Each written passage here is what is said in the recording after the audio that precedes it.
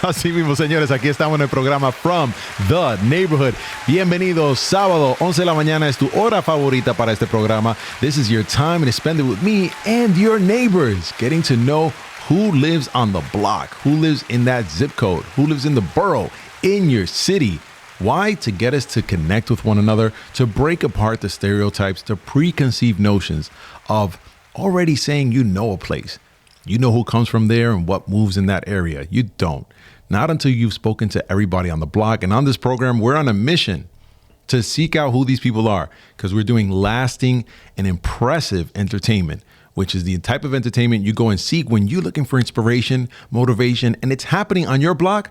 Tune into this From the Neighborhood. And if you guys got a great story, we already know, and we maybe know because we're on the block, but we want to get it out here to everybody who's out there. Well, get on the program, connect with me on any of the ways you see From the Neighborhood, whether it's on Facebook, Instagram, anything you find out there, the website, fromtheneighborhood.com. Connect with me and let me know, hey, I've got a great story. I've got a cool neighbor who's got an interesting story. I want to get them on the program. So, señores, si ustedes tienen una historia impactante y quieren llegar a su comunidad, es aquí.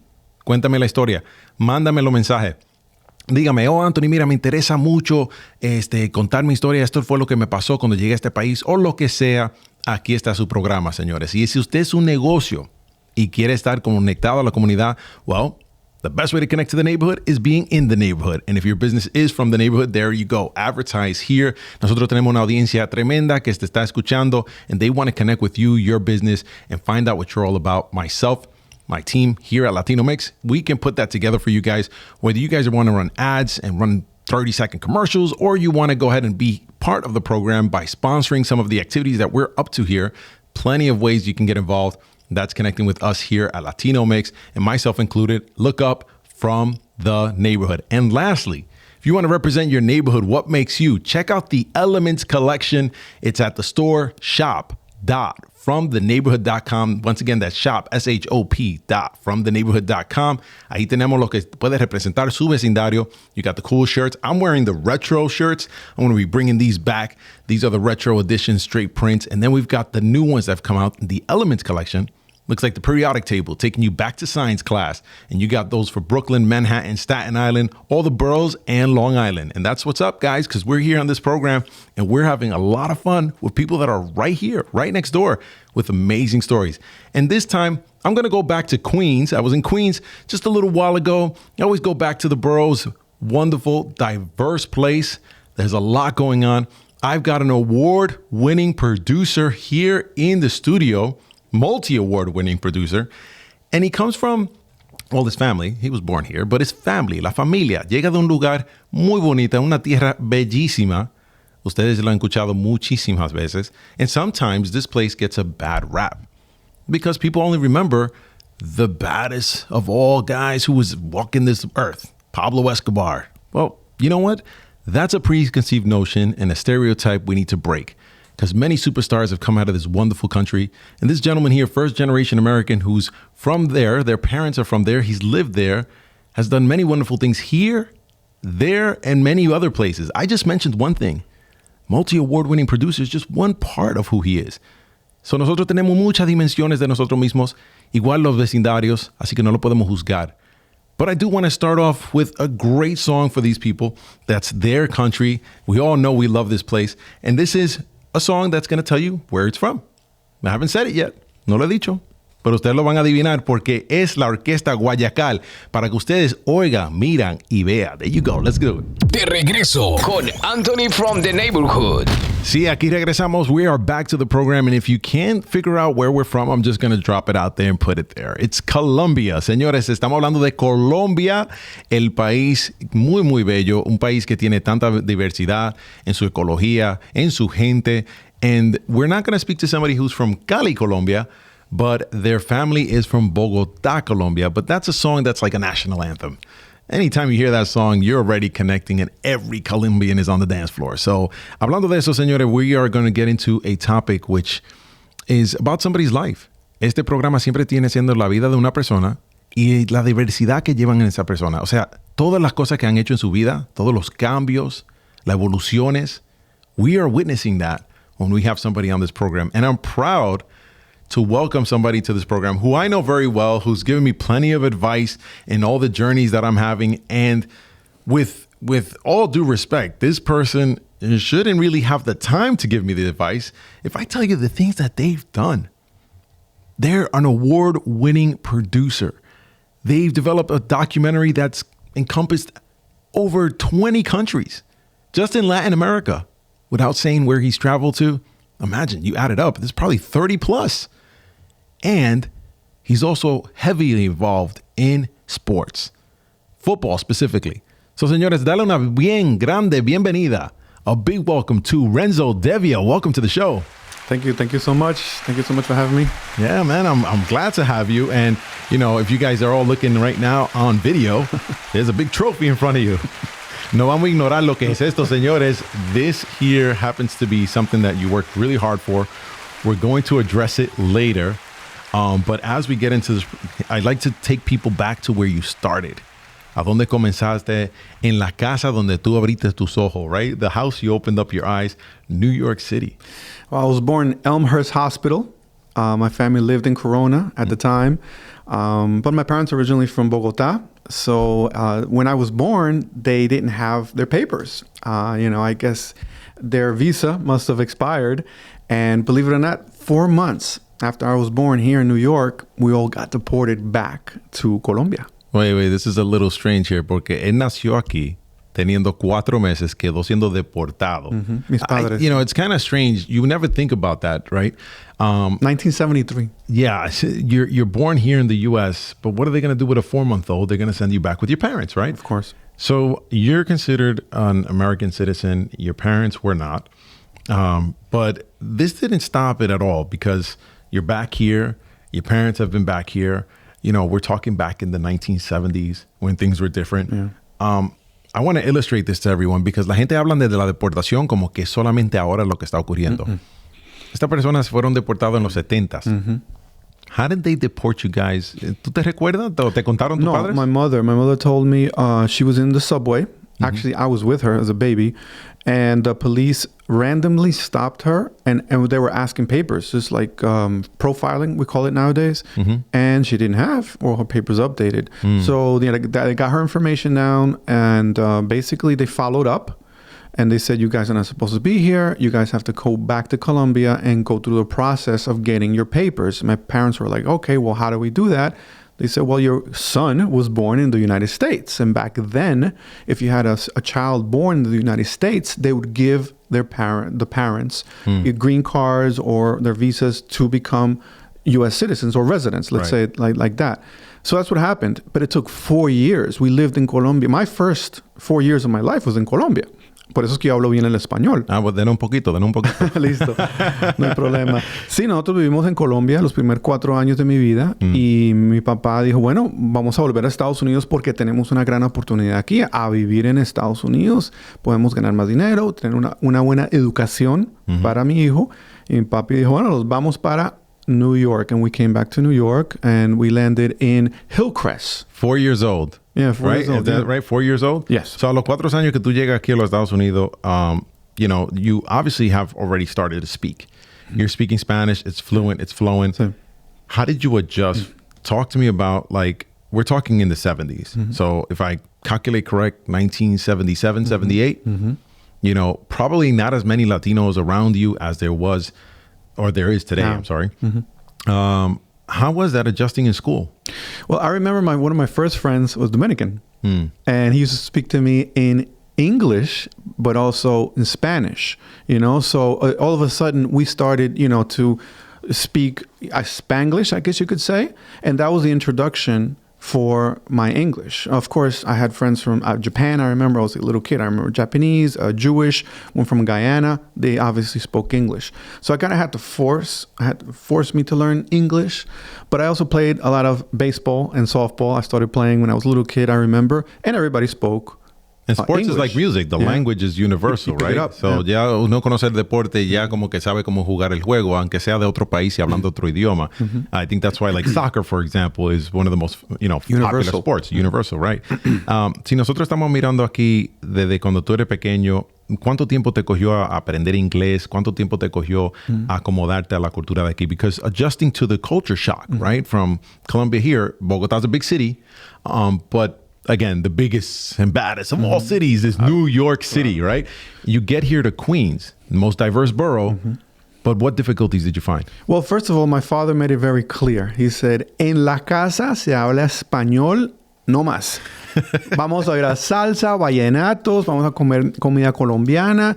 Eres colombiano. Yeah. Outside, you could speak whatever you want. And of course, that's how I kind of change modes. I would change, okay, soy Latino, now I'm a gringo, I guess you could say. And it's funny because I would say probably at 13, 14 years old when I started playing American football, that's when I really shift into gringo mode, let's call it, because American football is so American, has nothing to do with Latino. So, but I would live these two cultures every day. Yeah, so hablando de lo que es la cultura americana, American football, right? The NFL is an American sport. Like you really just have like a variation of it or probably the parent of it being rugby, right? And then football comes about. But you're talking about something where people in Colombia are not familiar with the sport. Of course, no. So we're going to get to how you are bringing that in there. But I love that your father said, in my house, right? I'm going to tell you what we're going to speak. Yeah. In my house, this is the way we're going to run things. And él te dijo, en mi casa se escucha salsa. But I know you're a big fan of house music. Yeah. So it's such a contradiction. A lot of times we don't recognize that as immigrants, we've got to live the two worlds. You just said, I got to be this person outside, this person in my house, right? It's two different people. I mean, like, you literally feel like you're in a jungle swinging from vine to vine, right? Being one character in one tree, swing another vine, and you're another kind of person in another tree. But I would say it's natural. It happens to all of us, and especially here in New York. I would say Miami, LA, where we are mixed. We just Latino mix, like we're mixed. It's no way. I mean, I was learning. I remember I learned French. I learned Portuguese because I had friends that spoke these languages and like friends. Yeah. Wow. I learned even African words. I remember when I was young, and it was just because they were there. Friends from high school and of course college. Wow. Well, they call this the concrete jungle, la jungla de concreto. And I want to applaud you for swinging through the vines successfully through your life because we've got a lot more to cover. Pero señores, con eso yo tengo que ir a una breve pausa, but I'm going to go with a song that you're going to like because you're a house man. And guess what? It's Jungle Brothers and I'll House You. Let's go. De regreso con Anthony from the Neighborhood. That's right. Yeah, I'll house you. Así le dijo el papá de Renzo. Le dijo, I will tell you what goes down in my house. Pero tú te desviaste, right? Like you took a detour and you said, Dad, you're telling me what's going on in my house, but I got a different set of plans. And this brings me to a big chapter of your life, a big contributor of your life, a big, personality that you had to develop, right? Because you were jumping from vine to vine, as we were saying before, in this crazy jungle of life. Football. And when I speak of football, what kind of football am I talking about? American football. But your mommy thought something different. So let me tell you the story. It's super funny. The first guy that ever taught me how to throw a football was Puerto Rican. My friend that introduced me to American football organized with helmets and shoulder pads is from Afghanistan. All right, Tommy. He's from Afghanistan, okay? Started when I was 13, and then I liked it. I like American football. And I went home, and I was like, Mom, Dad, you know what? I'm going to play American football. I'm sorry. I said, I'm going to play football. And my father was like, Futbol? Uy, bacano, los millonarios. My mother was like, qué bueno, vas a jugar fútbol. No, I was like, American football. So when they saw the shape of the ball, they don't understand. They were like, what is this thing? They had no idea. They said, tú estás tirando tamales, ¿qué es esto? Un pastelito. I had no idea what Because the ball is a different shape. It's not round, obviously. So to your parents, this was brand new. Yeah. And then when they saw the contact, because I was starting to play at 13 with helmets and shoulder pads, they were like, my mother was like, no, you're not playing that. You're going to get hurt. But they did. They let me. And they actually supported me. I was in Forest Hills. That was my first league where I ever played. And then I went to high school in Flushing. Wow. So big shout out to a few neighborhoods already. Forest Hills. We're talking about Flushing as well. Yeah. You lived in a lot of places. We'll get into that as well. But when we talk back to playing football, the contact, the roughness. You really like the game. Yeah. And I play quarterback, which is a leader. You know, you have to throw the ball, but you got to think about everything. You got to know what the offensive lineman is doing, the wide receivers, your running backs. You got to read defenses. So it really helped me to become a leader, which eventually helped me in business, my career. Yeah. And how do you explain this to your mom? Your mom says, mami, yo voy a jugar quarterback. Tu mami dice, ¿qué quarter? Una peseta, ¿qué es eso? Sí. Like, how do you explain it to your mom? What position you're playing? What your job is? Well, they never really went to the games. They didn't follow up. They was just, actually, they didn't want to see it because they were scared they were going to see me get hurt, which, by the way, I did. I got torn ligaments, broken rib once. I have concussions, but I try to keep that away from them because, then they would be like, no, don't play it anymore. Yeah. So I had two lives, right? Yeah. In the house, Colombiano, Español, and in American football and English. That's why we play this music, man. We connect the dots with it. But now, playing football, you played through high school. You started at 13. Champions, right? Yeah. Was it Flushing High School? 1991. If I remember correctly, since the history of Flushing High School, they've never won a championship and been undefeated. In 1991, we were undefeated and we won the championship, the PSAL. Wow, my man, that's a great story. And you know what? I love that you're still involved with the game. It's not like I'm talking to Al Bundy or something like that, because he says that, right? He says that in his show, Married with Children. But you actually set a record in Flushing High School. You guys become champs. Now you're getting attention from people. They're watching you and saying, this kid's got talent. Some schools take interest. Yeah, so I got offers. Penn State. I got offers from West Virginia, Holy Cross, and Kansas. I elected to go to Kansas, and I tried out. I tore my knee. Wait a second. ¿Qué tan lejos que tú te vas a ir? Yeah.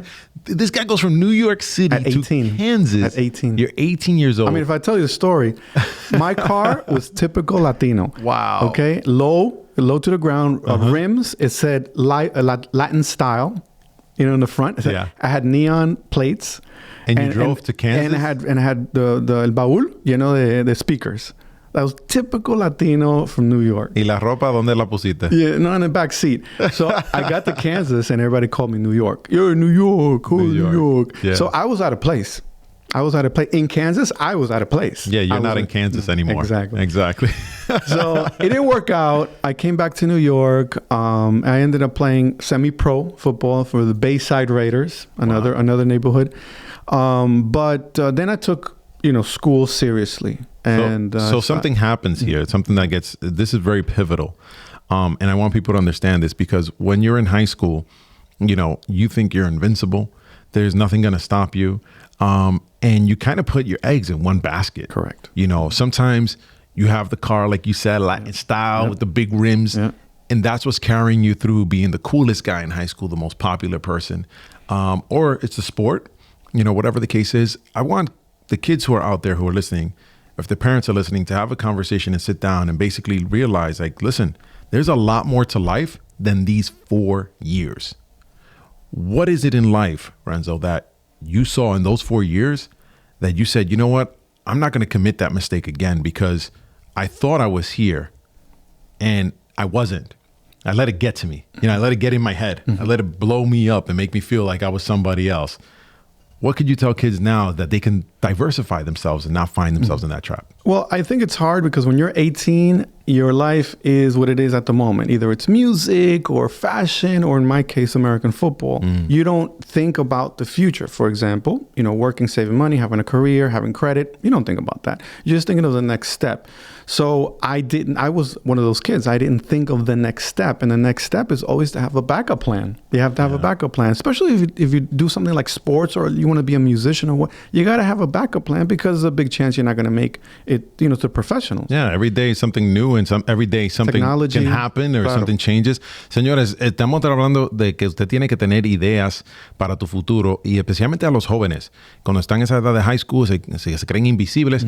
Hay que tener ideas para su futuro y pensar cómo yo quiero vivir. Y otra cosa, siendo latino, quiero decir que era más difícil jugar fútbol americano, porque los latinos aquí en Estados Unidos jugando fútbol americano, pues era...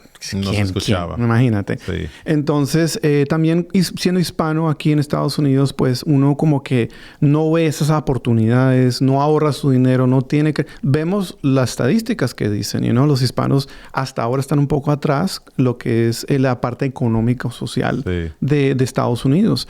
Entonces, sí es importante educar a los niños jóvenes que piensen en su educación y en el futuro. I love that you shared that advice. Listen, guys, every day is a brand new day, and you can reinvent yourself at any time you want. But the one thing you got to do is not let it get to your head. Seriously, no deje que eso te llegue a la cabeza. Aquí tengo un muchacho, lo que le cambió su vida fue una herida, pero él no se rindió por ahí, aunque eso también trae muchos efectos. Pero dase cuenta, cada día es un día nuevo. Every day is brand new. And I'm going to have to go to a quick break. But don't let it get to your head because my man right here, Brand Nubian, is going to let you know. Let's go. De regreso con Anthony from the neighborhood. Ya sabes, señores, don't let it get to your head now because every day is brand new. And that was Brand Nubian. Took it right back. So a few years ago. And we already recited some of the years in which, were impactful in your life. High school being one of them. You were basically on the way to becoming professional. You would have been an all-pro, semi-pro, seen by universities. When this took a twist, it took a twist in your career, but I don't want to leave football out because, folks, nosotros estamos aquí enfrente de una persona que está responsable por traer el deporte al país de él, o sea, a Colombia. You've created what is called la Selecion Colombia, the National Colombian Football Team, American football. That's a big deal. Well, I mean, American football, let me see. In 2011, 2008, I moved to Colombia. And in 2011, I found American football in Colombia. But it was raw. I mean, no shoulder pads, no helmets. They were just hitting themselves. It was 9 against 9. They were just playing, in the street, in the parks, disorganized. Let's call it like that. Yeah. They're starting. They were starting. Games. They were just playing. Games, right? Mm-hmm. So I saw a great opportunity. I was like, you know what? I love football and estamos en Colombia. Yeah. I was like, you know what? Let me try to organize them. So we got some people together. A federation was formed called FECOFA, la Federación Colombiana de Fútbol Americano. And then we got helmets and shoulder pads. This was in 2012. Then it started growing and growing and growing and growing. And in 2017, I created La Selección Colombia de Fútbol Americano, which is the national team of American football in Colombia. And other countries are loving the sport, right? Mm-hmm. You're playing Panama, Chile, Argentina, Brazil. This is wonderful. And you're getting national press. I want to go to quick footage here. I'm going to play it on this screen right over here. This is from Caracol TV, right? Caracol TV. They went ahead and they got some attention on this sport.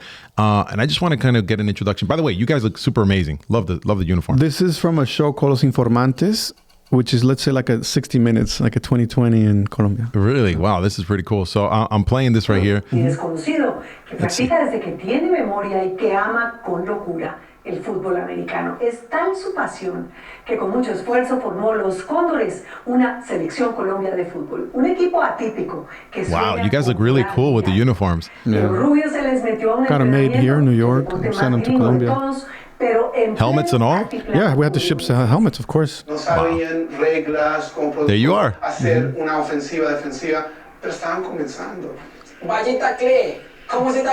That's how it started. Nobody knew. And you had to translate plays, right? So now you're taking football plays that are American football plays and you're translating them over to Spanish, which, like, how do you call a quarterback in Mariscal. Spanish? Oh, who? Mariscal. Mariscal. I don't know if I want somebody calling me that in Colombia. You guys have another word that sounds very similar. No, that's actually generic in Mexico, and that's really? That's how it's called. Yeah, it's grown. It's grown. Like Mexico is the biggest country that play in Latino. Yeah. That plays American football. I mean, they play in Spain, and Germany's really, really good everywhere. Wow. Japan. And this is you here. You're talking a little bit about your journey to find it. Let's hear some of that. Hicimos una química muy bonita donde los jugadores me estaban preguntando, oye, tú eres de Estados Unidos, enséñanos algo. That's you in action right there. Todo era todavía muy precario. El panorama parecía desalentador. Man, you look like you're about to win a championship. Where you got them around you? Se convirtió en entrenador de uno de los equipos de la Liga Nacional. Y luego So obviously, we represent the country. sacó sus ahorros. Really? Yeah. This is the national team. So this is the best players out of, Mejores jugadores. let's say, I don't know, probably 400 or 500 players we've seen. We have 50 players that are the best. Wow. Para subir el nivel de este deporte. ¿Cómo? Haciendo la selección Colombia de fútbol americano. I love it. I love it. And this is setting up this entire league. I mean, this wasn't an overnight sort of thing. How are you going about getting the word out there? Is it through university scouting, high school scouting? How are you getting players? I mean, this is a big operation. I mean, we're talking about 16 teams in the federation, and there's more teams outside the federation. Each club has their presidents and mesa directiva, the federation, like I told you. I mean, there's a lot of people involved. I'm just focusing on La Selección Colombia Futbol Americano because I don't live in Colombia now. So they're doing their thing, and that's how it grows. Yes, we do talk to universities. Yes, we do talk to sponsors. We've talked to the Ministro de Deporte, but the game is still new in Colombia. Wow. You know, let's say there's 1,000 players maybe in all of Colombia. That's nothing, you know, compared to other sports like baseball, Correct. basketball, and of course, football. Wow, that's awesome. Listen, plenty of opportunity when you bring a sport to a country that enjoys the sport, but it doesn't have any popularity. So, folks, it's not just here where you're trying to get sports recognized, some of the extreme sports, right? Handball, for example, getting into the Olympics, right? That was a big deal. Breakdance is in the Olympics. Breakdancing, right. Breakdancing into the Olympics. This is all big deals, but it starts small, it starts humble, and you're bringing something over there. You planted a seed. Flag football is going to be in the Olympics, and we have flag football in Colombia. And you have the women playing. Yeah, women playing, and we're going to have guys playing. So it's growing. Wow. Señores, there is a lot more to this gentleman right here. Señores, don't go away because you got to be ready for a program like this. And I got to cut to a break. But you know what? You guys got to get ready because when I say this guy has a lot going on, it can be unlimited. And that's, you know what? As a matter of fact, let's go with this jam right here. Too Unlimited. Get ready for this. Let's do it. De regreso con Anthony from the neighborhood. Yeah, and I had to play the song, right? Get ready for this because that's a football song, right? So you guys watching football back in the day, Madden, Sega Genesis days, that was the jam, right? Yeah. And I had to go back to that because people do have to get ready for this. You got to get ready for life and all the switches and changes. Yeah. But now I want to go on to something else because you had the injury, right? You haven't started the league yet because that came later on. But right in between there, you found something that really caught your attention, the media. And now I am going to address, can I touch it? Yeah, of course. Okay. This, folks, right here, this is an Emmy. And he doesn't just have one Emmy. This is a 2019-2020 Emmy. You've got 3 of these? Yeah. He's got 3 of these. All right? Just pay attention. 3 of these, and then you got 2 Telly Awards. Okay, now you're gonna have to tell me what's a Telly, but he's got 5 awards for his production work, and this is a switch in your life where you came up football and you got into media. So explain to me, we're not in Kansas anymore. Well, this Emmy, basically Emmy is the highest award for television. It's from the Academy of Television Arts and Science. So, you know, like the Oscar is for movies, yes. The Grammys for music. Well, this would be for TV. So wow. It means a lot. I'm going to hold it one more time. It means a lot. Big round of applause for this gentleman here. 3 of these. 3. And then the Telly is the cousin of this award, which would be just for television. The Telly Award just for television. So it means a lot. I'll tell you why. Because you get recognized by your peers, by the Academy, and it's, you know, it's difficult. It's not easy to win these. Yeah. But it all started in Univision. En Univision. Yo trabajé con Univision 41, comencé en 1995. The way I started was being persistent. That was an internship, right? It was an internship. I actually wanted to. Well, I was at FIT. So I graduated from FIT, the Fashion Institute of Technology, and I had to take an internship. Can I take it a step back? University of Albany. Albany. And you were in Albany. They said, you're really, really good. Yep. Go to New York City. You go to FIT. So after football was over, basically after my knee in Kansas, okay. I said, what am I going to do with my life, right? Yeah. So my cousin Monica Avellaneda, she was like, I'm in Albany, come here, study here. Well, you know, we're together, we're family, and I'll support you. And I was like, all right, I'll go up to Albany to play football because they have a football team. But I found my real passion, my love, which is television, communications. And I started taking courses and I did very well. And they said, what are you doing in Albany? It's cold. It snows every day here. Go back to New York City. That's the mecca of media, of advertising, of this business. Yeah. So I went to FIT. I graduated with a bachelor's, but I had to take an intern. Like I had to do an intern as part of the course.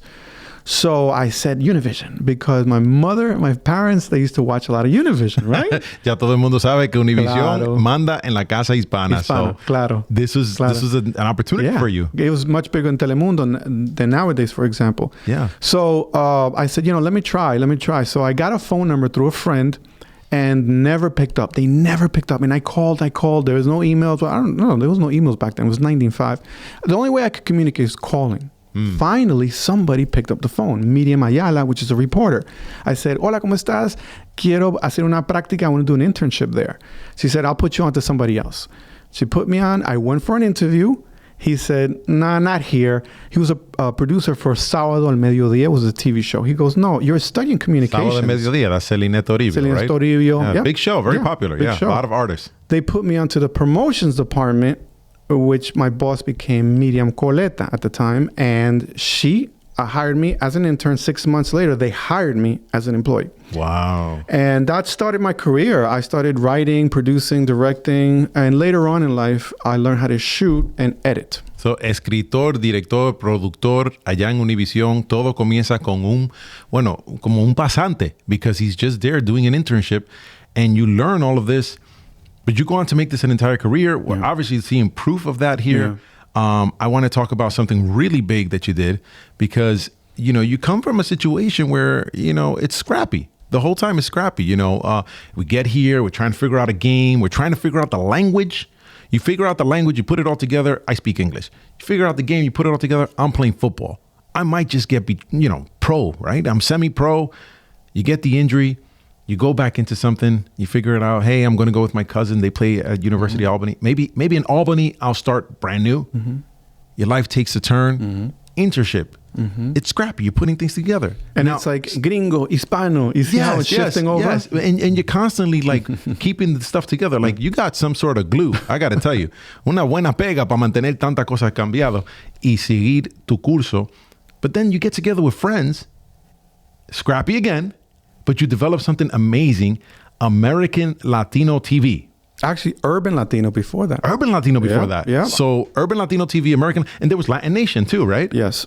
So talk to me about this because you developed this into something big, and not to let the cat out of the bag, you actually sold it off for a substantial amount of money. Yeah. And we're able to do something else, which we're going to get to. So tell me about that. In 1998 or 97, Urban Latino magazine was out. And it was a great magazine by Jorge Cano Moreno, which was on your show. Oh, yes, he was on my program. And his partners. And it was a great magazine about English language Latinos. Yeah. And I identified with that magazine. That's right. I was working at Univision at the time, and we were at the Puerto Rican Day Parade. And I was responsible for directing the cameras. So I said, hey, look at that float, Urban Latino. And I don't remember what artist was there, but we're talking about Mark Anthony caliber in those times, Yes. And John Leguizamo was on the cover, whatever. So I said, put the cameras on that float. And then I met Jorge Cano Moreno. We became great friends. And then a couple of years later, we did a pilot, which is a demo of a TV show. Then Robert Rose was working at Univision, quit Univision, became my agent, sold the pilot. We ended up in CBS after 9/11, after 2001, and it was like $1 million budget. And I was producing my TV show, my own TV show. Of course, Urban Latino was helping me with contacts, but I was in charge of hiring, firing, budgets, scheduling, and delivery. My God, did you sleep at night? You know what? I used to sleep in the office twice a week. Wow. Twice a week. Oye, la vida que esta lleva de noche, esta vida no la compara nadie. Durmiendo en la oficina dos veces a la semana. ¿Te cobraban renta? Like, did you pay rent to sleep in the office? No, lo que pasa es que las computadoras eran tan viejas en esos tiempos y tan lentas. To render, it used to take like overnight. Wow. So, yeah. You're taking care of your baby production there because you got something going on. Correct. And so this American Latino, TV blows up. So eventually it blows up so much that Urban Latino was wanted by CBS, but we didn't own the brand. And this is why it's important for you to own your own property. It could be a brand, anything. So we didn't own it. Jorge Cano Moreno owned the brand. Correct. So we had to change the name because we were producing the TV show. Jorge was just doing the magazine. And they were giving us contacts and stuff to cover for the TV show. That's a great collaboration, by the way. Yeah, but of course, we did a great job. Yeah. So we ended up creating American Latino TV and then another show called Latination with Robert Rose, my partner. And then in 2008 is when we sold that company, the brands, to LA TV. Wow. Congratulations on that, because that leads off to another amazing chapter in your life. And I want to just kind of stress this here. Robert Rose is in the picture. I did mention you before as a person of mentorship to me and giving me massive advice. But you also scouted me out to be on an episode of Robert Rose. We got to get him on the program. Raw Travel. Yeah. Raw Travel, 10 years running. Yeah. In over 100 cities? Yeah. Over 100 cities. I was on the show. Yeah. I was on Raw Travel. And millions of people watch. We went through Queens. Yeah. We represent the Queens. Yeah, man. That was so cool. And you're from Queens, man. So listen, this is a proud resident of Queens, and as someone I'm very happy to say is from Queens, because they're representing on a big scale. And this is something that it takes sacrifice. Yeah. It really does. And I'm surprised that, or I'm not surprised that you said you were only sleeping a couple of hours at night. Mm-hmm. And many times sleeping in the studio. Like that is one kind of rhythm of the night that I cannot fathom for somebody now today to have that kind of dedication and work. And you know what? I got to go back to something here. There's a couple of hardcore neighborhoods in Queens, actually a whole lot of them. But I know that for Latinos, a lot of us are in Corona. You had some time in Corona, and I got to go to a quick break. It's actually the song by Corona, and it's about the rhythm of the night, because you didn't sleep, my man. Let's go. De regreso con Anthony from the neighborhood. Yeah, that's right. And I had to go with that song because you like house music. Yeah. House, freestyle, it all coming around that time. But wow, what a rhythm to your night. How did you like, keep sane? Yeah, well, when you're in your mid-20s, I used to go out a lot. When you were in the industry, you get invited to all these parties. I guess George might have told you stories. We used to go out I would say 5 days a week, 5 nights a week. Right. So we used to work and then go out partying. And then the next day go back to work. It wasn't work, though. It wasn't work. It's your own company. You love it. And you're working with artists all the time. So. Vamos a repetir eso. No es el trabajo cuando tú tienes el amor y la pasión por lo que tú estás haciendo. Correct. I mean, you could basically be earning no money, but you just enjoy it so much that you're willing to do it. And people will see that and pay you for it. I think that's when you start to create a demand for the marketplace. And you created that with American Latino TV. Now, you sell it off. You guys sell it off. You, your buddies. You don't split ways. You guys are good friends. You're still involved, again, with Raw Travel and Rob Rose. Who was part of the whole process, and you go to Colombia, you get infused and influenced by whatever you had worked on before. You create this new thing, AfroLatinos, and it sets you off on a mission to discover our roots as Latinos. And talk to me about it. Well, it started off when I was producing my final episodes with American Latino TV. I produced a segment called AfroLatinos, and it was a hit. We got emails saying, "Oh, thank you so much for representing us. We've never seen ourselves in television here in the U.S." And I covered a lot of interesting topics like Muslim Latinos, Jewish Latinos, Asian Latinos, but Afro Latinos. I got bombarded with thank yous. I was like, you know what? It's an interesting topic. Let me do a documentary about it. Yeah. So I had to. By the way, when I sold the company, I couldn't produce anything that would compete against American Latino Nation for 2 years. So really, I had to leave. I didn't have to leave, but I wanted to leave and explore all Latin America. That's really what I wanted to do. How many countries did you visit? Well, it was 19, but eventually did 30. Not for the documentary, with raw travel and stuff like that. Well, with raw travel, but for this, you actually visited 19 countries. 19 países para descubrir los raíces afroamericanos en nuestros países. Incluyendo España y África, obvio. Tuve que ir a partes de África. ¿Y qué descubriste? Bueno, primero, que es una historia que nunca nos contaron. The story we were never told. Yeah, Interesting. Okay. What else did you learn? Because it's not in the textbooks. Like, for example, if I ask you, ¿el español de dónde viene? ¿De dónde viene? España. No, del castellano. De Castilla. El idioma. El idioma. Sí, right, claro. El español, Latin, ¿cierto? Correct. Pero, por ejemplo, hay palabras que nosotros tenemos. Por ejemplo, el mexicano dice chamba, que es trabajo, ¿cierto? ¿Eso de dónde viene? No sé. Es africano, esa palabra es africana. ¿En serio? Sí, tango, mango, todas esas palabras. El sancocho viene de África. ¿La palabra sancocho? No, la comida sancocho, sí, claro. Oye, claro. Dominicanos que están allá afuera, oh my Dominicans, sancocho is an African dish. Claro, porque Wow. Los amos comían la mejor comida, las mejores carnes, y los africanos, los esclavos, ellos tenían que hacer algo de comer con lo que había.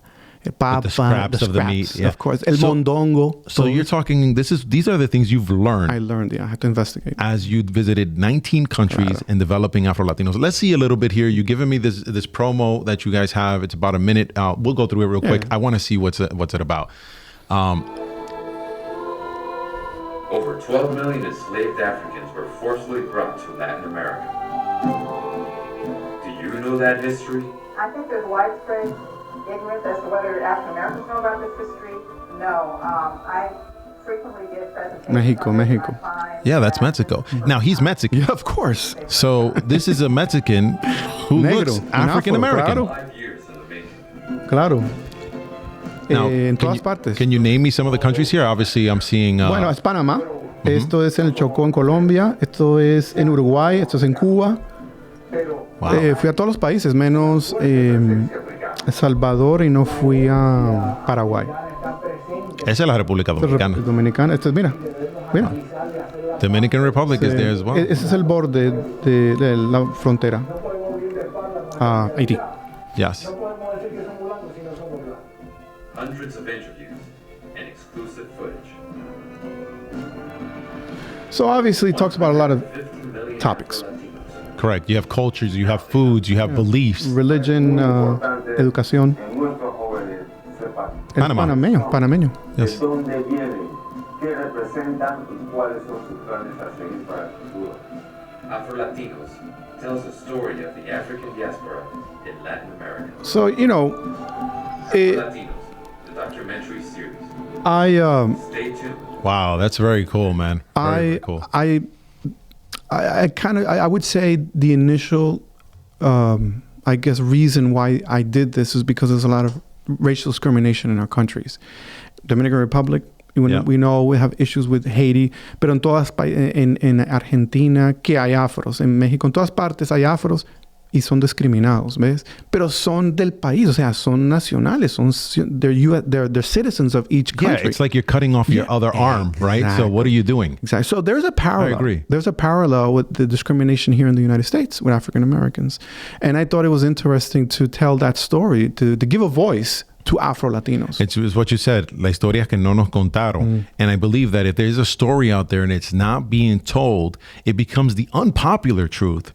And essentially, when it gets told, it's almost seen as the enemy. Exactly. Like, this is bad. No, you can't tell me that because that's not what I was raised on, right? And that can happen in any part of your life. You can have that same anger towards a food. And it's not even a human. So imagine when you talk about cultures in so many different dimensions we talked about. Exactly. Renzo, I want to get to a question here out of my box. It's a question to try to get to know you a little bit better. Obviously, we talked a lot about all the things that happened in your career. Thank you very much, DJ. This question for you. Wow. Okay. I never know what the question is going to be, but here it goes. What family story have you heard once too often? Cásese con un hombre blanco para mejorar la raza. Get out of here. And in this documentary, I have it documented. But they told you to casarte con un hombre. No, in general. No, I know what you're saying. In general. So they say marry white to do better? Yes. But so para que salga más fino, para que tenga pelo bueno, All this I've seen in every country, Puerto Rico, Dominican Republic, Colombia, you name it. And I have seen it and I have documented it on camera. And that was another big reason why I wanted to do this documentary. This is something that gets ingrained to a point where it's almost like you're discounting the full value of the human race. Yeah. You know, I think that's terrible. I think it has a lot to do with education, obviously, ignorance. A lot of people don't know. And Latinos, hispanos, no saben su historia de África. Pueden saber la historia de la herencia indígena española, europea, pero que sabemos de verdad de lo africano because it's not in the textbooks, right? Yeah, I agree with you. And it's okay to like have a disagreement with somebody or a specific thing you don't agree with. You're not all supposed to get along, but to discount it to that level, to say, and this is a story you've heard, that this is basically a guarantee to a better life. And it affects socially, economically, politically. You know, Afro-Latino communities have always done very bad in these areas. You know, they don't have a voice politically, socially, and economically. They don't have grants. You know, they don't have scholarships and hospital health benefits. So, you know, we had to do this documentary to bring light to this topic. Absolutely. You know what? And it's not for a justification for the other side to feel bad for you. No. It's to give you empowerment internally. Because if you've got self-pride, it will project itself out there to develop and become the society you want to see. And it's not intruding or offending upon the opposite side or the other side, whatever you want to call it. It's just you have to have a self-worth and the story has to be told. So la historia que no nos contaron, me alegro que tú lo has contado. Gracias. Right? The story they haven't told us, I'm glad you tell it. A lot we've learned here today, folks. We've learned about, obviously, your work throughout the media, having that plan B, so much stuff. Renzo, thank you for being a person that continues to evolve, transform, and recreate what it is to be a human being and tell the stories of other human beings. Folks, that's today's show. Muchas gracias por estar con nosotros, compartir esta hora, y hasta la próxima vez. I'll be seeing you back in the neighborhood.